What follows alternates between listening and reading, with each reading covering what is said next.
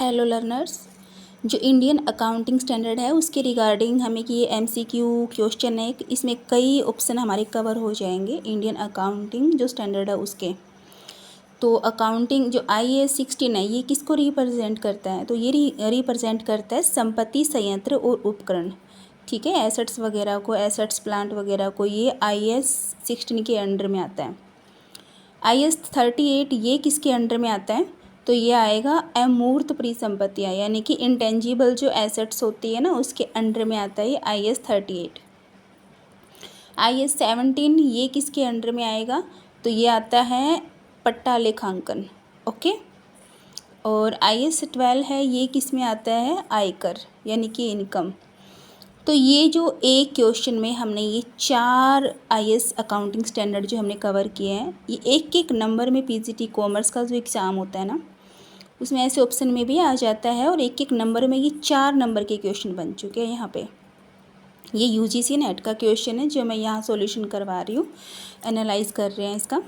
और मैं वही क्वेश्चन एनालाइज करवाती हूँ जो PGT कॉमर्स के सिलेबस में होता है, जो बार बार रिपीट होते हैं, और एक क्वेश्चन में कई कंसेप्ट क्लियर हो जाते हैं और कई क्वेश्चन भी कवर हो जाते हैं।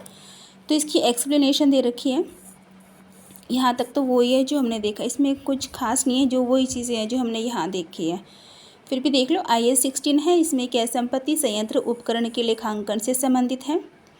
IAS 38 अमूर्त होता है इंटेंजिबल, संपत्तियों को पहचानने और इनके मूल्यांकन से संबंधित है। IAS 17 भारतीय लेखा मानक 17 का संबंध वित्त और परिचालन। ठीक है, पट्टा होता है लीज वगैरह, वित्त होता है फाइनेंस। तो यानी कि जो ये 17 है ये किस पे आता है? ये फाइनेंस और जो पट्टे वगैरह होते हैं इस पे लागू होता है। ओके, और फिर है ये IAS 12, ये हमारा होता है घरेलू और विदेशी दोनों प्रकार के कर योग्य, यानी कि बोथ, यानी कि घरेलू, डोमेस्टिक हो गया और फॉरेन, दोनों टाइप की जो हमारा टैक्स होता है वो इसके अंदर इंक्लूड करते हैं IAS 12 में। आई होप यहाँ तक समझ में आ गया होगा।